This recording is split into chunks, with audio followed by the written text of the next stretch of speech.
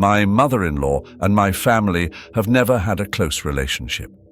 She often makes cruel gestures towards me and my daughter, Claire, until one day, one of her actions caused Claire to suffer lifelong trauma. Hey Mum, you gotta check this out. Remember how hyped I was about the school trip?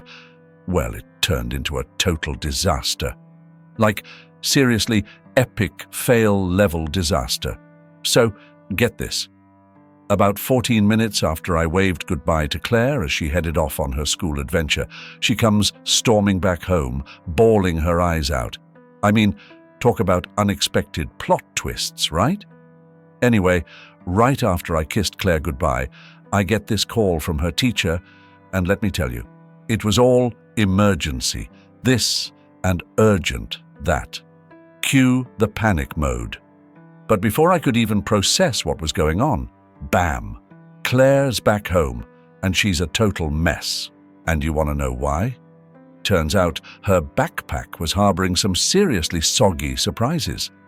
I'm talking about clothes soaked through and stuff looking like it survived a mud wrestling match. So I do some detective work, and guess who's behind this madness? None other than my lovely mother-in-law, Anna. Now don't get me wrong, our relationship's always been a roller coaster ride, and Claire is not exactly her favorite person. But Anna, bless her heart, decides it's not fair for just one of her grandkids to have all the fun. Classic Anna move, right? She thought it'd be a total bummer for the other granddaughter left behind. Anna justified her actions as delivering justice to Claire, insisted she did nothing wrong, and abruptly hung up the phone. Unable to contain my anger, I reported the incident to a certain person.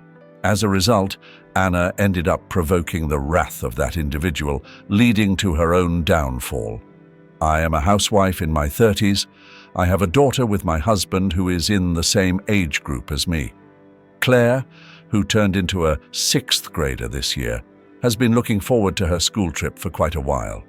Since kindergarten, Claire has been practicing rhythmic gymnastics, and sometimes she demonstrates her skills as an example during gymnastics in her physical education class.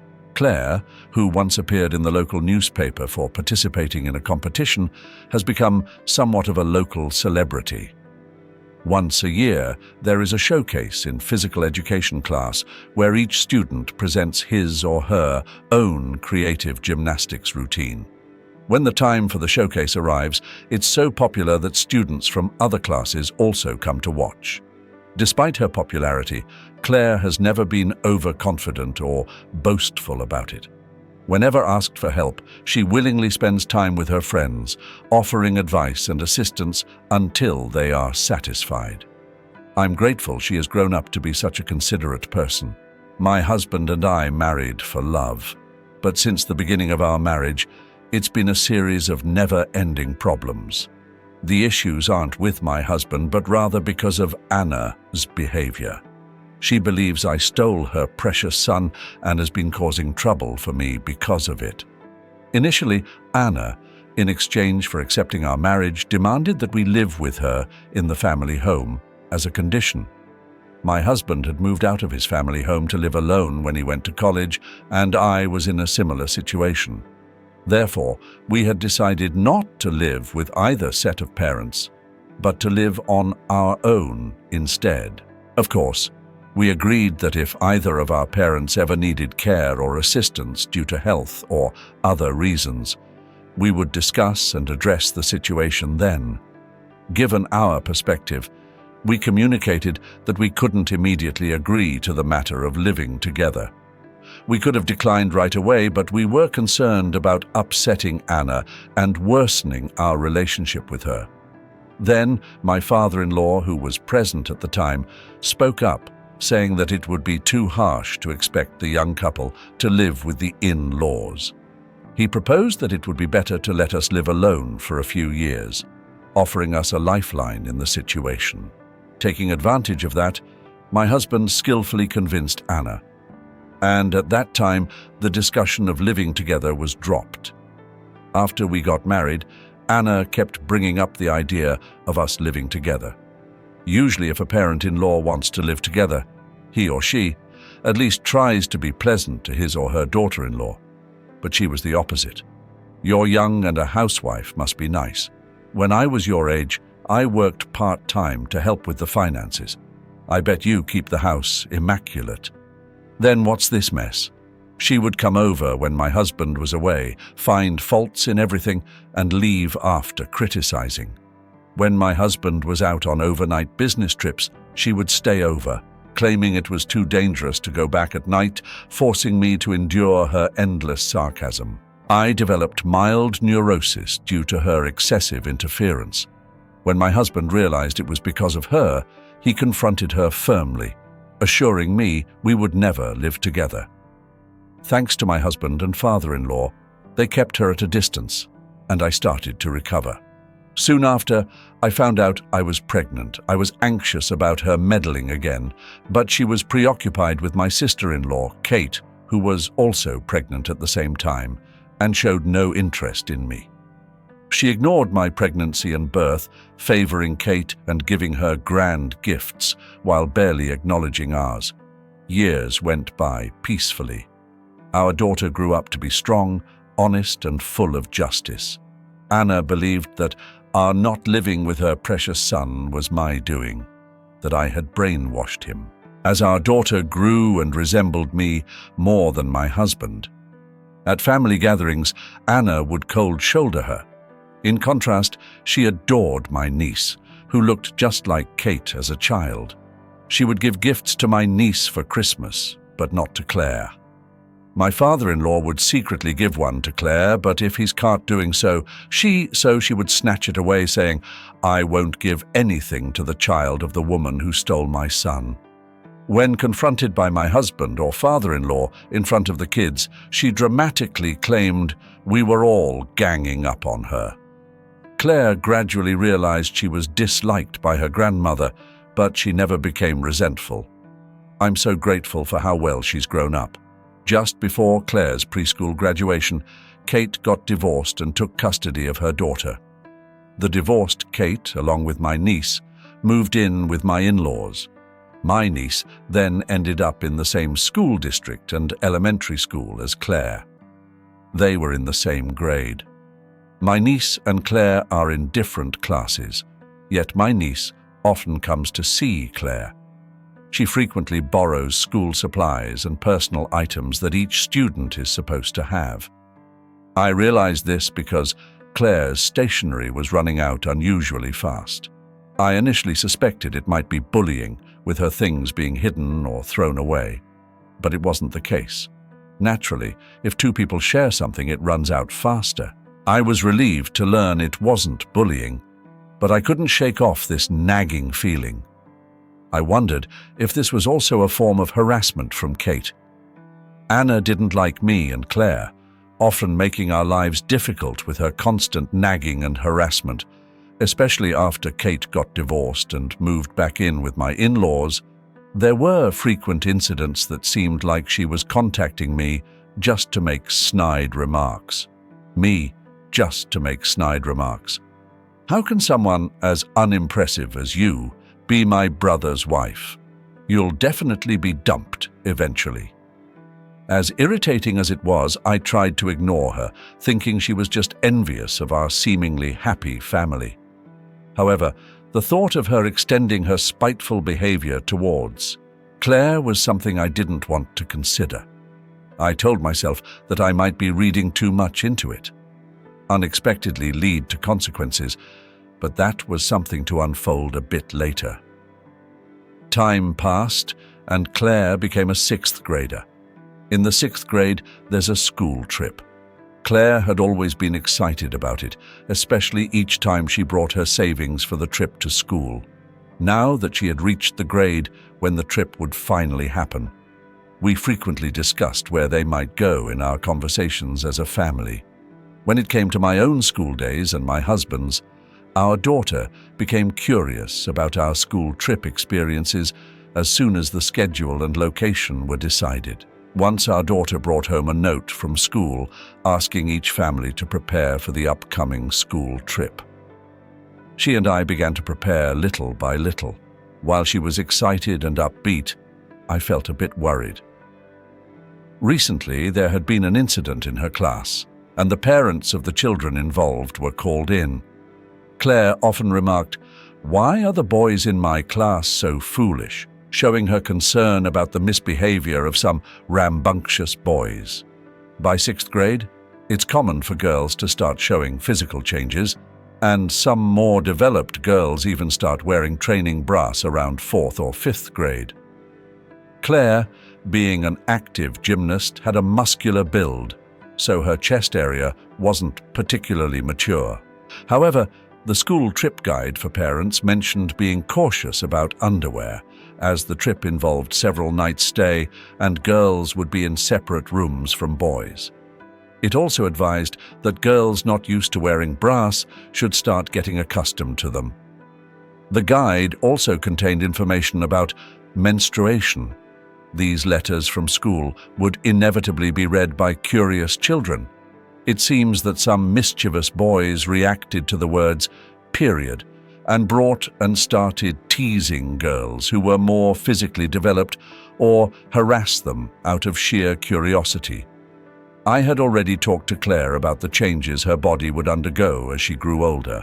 Even before the school brought up the issue of underwear, her gymnastics club had discussed it, especially since gymnastics attire tends to be form-fitting, highlighting body lines. The club's discussions included care for girls as they approach puberty. So I had already taught Claire about the individual differences in growth and that it's wrong to tease others about their bodies. Claire, who has a strong sense of justice, defended the teased girls and called out the boys' bad behavior. One of the boys, whose father was a city council member, complained to his dad about a sassy girl standing up to the boys. This led to a major fuss at school, with the parents of the boys' friends demanding that the parents of the outspoken girls be called in. However, since there had already been issues with boys teasing physically developed girls, the parents' demands were not acknowledged. The parents of the teased girls even threatened to report the matter to the school board if it happened again, which led the school to adopt a stricter stance towards the boys and their parents. As a result, Claire became even more popular among the girls, seen as a brave and reliable ally. However, when out of their parents' sight, kids can sometimes commit acts that would put even adults to shame. I was really on edge about whether Claire would face any revenge from the boys' group she had a conflict with. Though the teachers, including the homeroom teacher, promised to keep an eye out, my worries didn't just disappear. Contrary to my anxiety, Claire seemed unconcerned, treating it as a thing of the past. We spread out the shopping for the field trip over several days. We couldn't do it on the days Claire had her rhythmic gymnastics classes. During one of these shopping trips, I unexpectedly ran into Katie. At first, I thought I could handle just Katie, but then Anna showed up from inside the store. They were shopping together, but Kate had left the store first out of boredom while Anna chatted with a salesperson. So I ran into Kate first, and shortly after, Anna joined us. Good timing. I heard your daughter's a star in her rhythmic gymnastics class. I don't want any favoritism towards my grandkids. Since your daughter attends that gymnastics club, I want both of my granddaughters to join. But I'm a single mum, so naturally, you'll cover the fees. She even demanded I do the driving. Why should I have to do all that? When I firmly Anna accused Clary of brogging. That cheeky daughter of yours must have bragged to her who's in another class. Don't look down on us just because I'm a single parent saying we can't afford extracurricular activities because we don't have a father figure belittles us. I generally avoided any interaction with Anna and Kate. They demanded I pay the gymnastic skis and drive as compensation. Claire denied saying those things, but Anna yelled, "Children should not butt into conversations between adults." Claire, holding back her frustration, tightly gripped my hand. I couldn't let Claire endure this alone. I said we'd discuss it with my husband and decide. I trust Clara. She wouldn't say such things. I promised to speak with my niece to hear both sides. Announcing that we'd talk to my niece and make a decision, Anna and Katie seemed panicked at the prospect of my husband getting involved. Seizing the opportunity, we left. Once home, I hugged Claire. "I'm sorry for making you go through this," I repeated. She reassured me it wasn't my fault, but deep down, I knew my strained relationship with Anna was a factor, even if it was caused by Anna's thoughtless words and actions. I briefed my husband when he got home. My husband informed my father-in-law about the situation, and it turned out that Anna and Kate, who were at their family home as well as his niece, were all concerned about what's happening. But I knew Anna and Kate wouldn't be easily deterred. Despite the difficulties, the day of the eagerly awaited school trip arrived. Despite checking everything the night before, I still asked Claire if she forgot anything. With a smile, Claire reassured me. "It's all good, Mom. We've checked everything together several times," and then she left the house with a light step. It's just about a 5-minute walk to the school. The kids were traveling by chartered bus, stopping at rest areas on the way. While doing household chores, I kept glancing at the clock, thinking she must be boarding the bus by now, right? It's almost time for them to leave on schedule. I just couldn't help but worry. I was reminiscing about how, when I was Claire's age and went on my school trip, my mother must have felt the same way after sending me off, oblivious as I was, having fun with my friends. Just as I was lost in these thoughts, the house phone rang at an unusual time. Just 14 minutes after Claire left, I received an unexpected call from her teacher. When I was told something unexpected had happened, my heart raced, fearing Claire might have been in an accident. But as I listened to her teacher's relatively calm voice, I began to understand the situation. Claire had to come back home due to some circumstances. If I could quickly replace some items in her bag and drive her to a specified station, she could catch up with the chartered bus. After thanking the teacher for their thoughtful consideration and hanging up,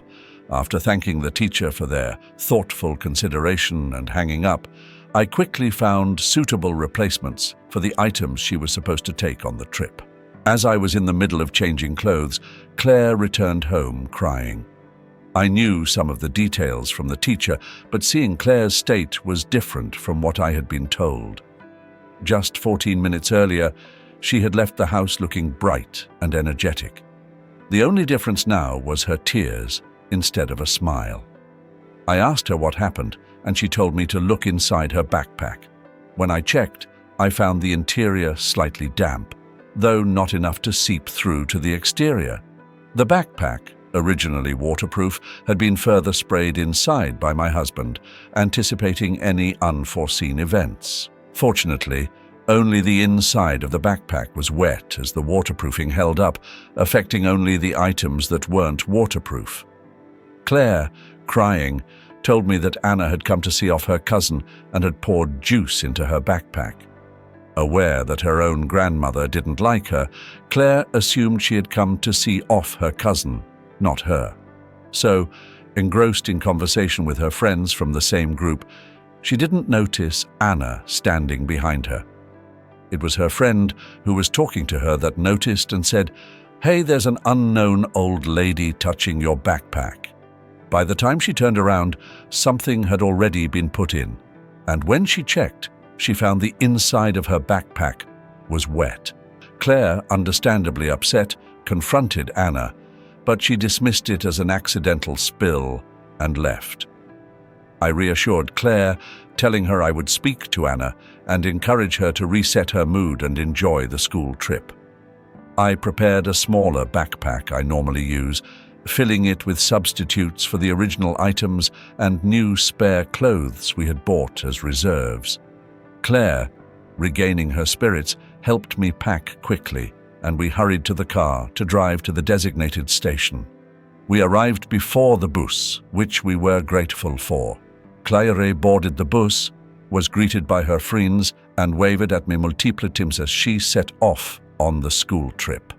After watching the bus, Claire was on disappear from view. I returned home, and before finishing up the remaining household chores, I called Anna to protest. I knew getting emotional would play into her hands, so I had to stay calm and composed while making my protest. Before picking up the receiver, I took several deep breaths. As I called her, Anna answered after a couple of rings. I calmly demanded an explanation for her actions with Claire's backpack. She's one of my 2 granddaughters, and it just seemed so unfair for only one to go on the trip. I thought you wouldn't listen to anything I said, so I wet the items in her backpack to prevent her from going. Isn't it your lack of concern to blame here? Shouldn't you realize that? What was this woman saying? That was my reaction upon hearing Anna's excuse. But as infuriating as it was, I knew calling her names would mean losing the argument. I tried to stay calm and counter her words, but then she abruptly ended the call, claiming she had to go out. I wasn't even aware that my niece couldn't go on the school trip. I generally avoided any interaction with Anna and Kate. How could I have known? Moreover, Claire hadn't mentioned anything about her cousin not being able to go. There was no information about any illness or injury. And even though my relationship with Kate wasn't good, if my niece had been sick or injured, my husband would have heard about it.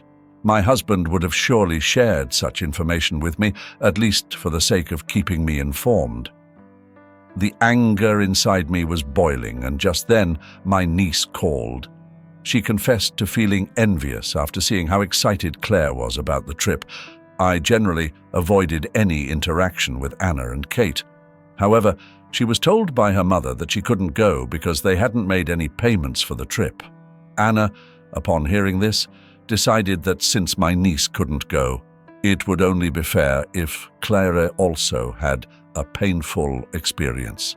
She had said this the night before, but my niece never thought she'd actually prevent her from going. My niece apologized to me. It turned out she didn't know they weren't making payments. Kate had told her that the trip was fully paid for and that she didn't have to worry about anything.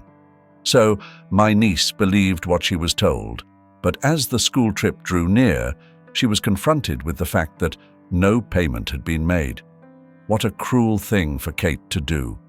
There were children in Claire's class who, for various reasons, couldn't attend the trip. When I was a child, there were also kids who didn't participate in school events due to illness or religious reasons. I had told Claire not to ask such children why they weren't going. I assume my niece's teacher, trying to be considerate, didn't pursue the unpaid fees for the school trip. If they had, my niece would have questioned it, and my father-in-law, who lives with them, would have noticed. I couldn't forgive Kate for imposing such a burden on her child. I had been avoiding them, but this time I couldn't just let it go. I decided to take action, not just for Mines, who had apologized to me, but also to give them a piece of my mind. I reassured Mines that it wasn't her fault and that this was an adult problem. That evening, when my husband came home from work, I explained everything that had happened. He immediately contacted my father-in-law, and we shared the whole story. My father-in-law, still working and in his late 50s, regretted not noticing the issue with the trip and apologized. He was quite shocked to learn that no payments had been made for the school trip. My husband was furious that Anna had gone to such lengths to harass our daughter at school. He apologized to me, regretting that he could have adjusted his schedule to drop our daughter off at school, thinking that if he had been there for the send-off, he might have been able to stop Anna's wrongdoing. It's hard to imagine Anna, who had never been involved in school events, would show up for a send-off. The resolution left a lot to be desired. However, my father-in-law wasn't done yet. After our conversation, he woke up Anna and Kate to give them a piece of his mind. This lecture apparently went on until the early hours of the morning, leading them to call us before dawn as a form of retaliation. How do you like being woken up? Because you snitched to Dad. Mom and I got an earful of nagging from him. I'm too sleep-deprived to do any housework, so you come here and make breakfast. It's only fair since you acted all self-righteous and told on us. What an incompetent daughter-in-law you are." However, I had only answered the phone out of reflex to the ringing and was half asleep throughout their complaints, eventually falling back asleep. Seemingly taking my mumbled responses seriously, Anna thought I was coming over to make breakfast and didn't prepare anything for my father-in-law. This led to him getting upset, wondering if his lecture hadn't been enough, and rushing to make breakfast himself. In her haste, she made extremely salty scrambled eggs, and my father-in-law apparently commented that a wife who can't even make proper eggs and only knows how to get others in trouble is useless, almost like declaring a divorce. My husband thinks that this incident has finally gotten to Anna, and she might quiet down for a while. I hope so. Given all the times Anna has caused trouble, I wonder if just the threat of divorce would be enough to calm her down. But in reality, as my husband predicted, there were no more sarcastic calls from Anna or Katie, and we had peaceful days until Clara returned from her school trip. She couldn't stop talking about her trip, and during dinner, I had to remind her to either eat or talk. She excitedly shared her experiences, with gestures and all, right up until bedtime. She had only a limited amount of pocket money for the trip, but still bought souvenirs for use. She even thought of her cousin who couldn't go. Claire had noticed her cousin's absence and asked why. The teacher, not revealing the true reason of unpaid fees, simply said she fell ill suddenly. Hearing this, Claire bought matching keychains in different colors for her. I told her that her cousin was feeling better and would be back at school. I believe sometimes it's okay to tell a kind lie for someone's sake. A few days later, my father-in-law called us for a talk. The revelation about the unpaid school trip fees led him to contact Kate's ex-husband. My father-in-law had been unaware of their divorce's reason. He apparently avoided the issue because he felt it was a matter between the couple. However, seeing the financial struggles of Kate and Maynes, he reached out to see if the ex-husband could contribute even a little in child support. The truth, he learned, was far different. The divorce was due to Kate's terrible spending habits, which her ex-husband couldn't tolerate any longer. He had initially planned to take custody of my niece, thinking Kate was incapable of single parenting. However, she adamantly refused to let go of her daughter, so he gave up custody in exchange for the divorce. He was desperate to leave her. The ex-husband had been faithfully paying the agreed child support, including separate amounts for school fees. Learning that his daughter missed the trip due to unpaid fees was a devastating and infuriating revelation for him. Of school supplies and worn-out stationery, and had given money to Anna to buy new ones. But Anna squandered the money on outings with Kate. Kate also spent the child support from her ex-husband on herself, not on my niece. My father-in-law asked my niece how she managed at school without the necessary supplies. She replied that she was told to borrow from Claire. It all made sense to me then. For a while, I had noticed the contents of Claire's pencil case becoming sparse. She said it was because she and my niece were using them together, but maybe she was actually giving them to her cousin. Perhaps after being asked to borrow supplies so many times, she just started giving them away, like a pencil here and there. Hearing about the true nature of Anna and Kate was also not good. My father-in-law, after confirming with Kate's ex-husband, supported the idea of fighting for custody. If one party is stubbornly resistant, such disputes can automatically lead to court. Kate resisted because she didn't want to lose the child support, resulting in a court case. The court judged that she was incapable of parenting considering her income and lifestyle. After the divorce, Kate neither worked part-time or used the child support and money from my father-in-law responsibly. The custody battle was quickly settled in court, and Maynes was taken in by her father. He had moved back to his parents' home. She will now live a life free from neglect, with the support of her paternal grandparents. Following their quick loss in court, Kate and Anna showed up at my house. "You really went and did something unnecessary. Now you're going to have to give me my allowance. It was a good source of income. Ever since you married my son, it's been one misfortune after another. You're a jinx." They had invaded our home early in the morning, rummaging for valuables. I immediately called my father-in-law for help. He arrived, apologized to me and my husband, and took them away in his car. Later, finding themselves without any source of income, they tried shoplifting at a local supermarket and were caught and handed over to the police. They didn't want to ask us for help and couldn't reach my father-in-law at work, causing trouble for him at his job. Eventually, my father-in-law, fed up with their antics, divorced Anna. He left the house to them, choosing to live with us as he had always been fond of Claire.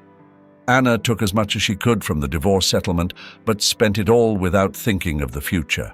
Even though they could shelter from the rain and wind, their electricity and gas were cut off, and eventually even their water supply was shut off. When they ran out of cash, even to buy food, she came begging to me, asking for forgiveness and pleading for my help, apologizing for everything they had done. "Let's all live together happily as a family," she says. But what does she mean by happily? Weren't they the ones who trampled on my efforts to live harmoniously? Don't they even think about earning their own money to buy food? I can't offer a place to live to those who won't even try to be independent. So I kicked them out of the house. They banged on the door for a while, but eventually the police came due to a neighbor's call and gave them a warning. Having already been interrogated by the police once, they probably thought it'd be bad to get caught again and finally left. After that, they never came begging to us, but I heard they racked up a lot of debt from shady sources and didn't even try to work to pay it back.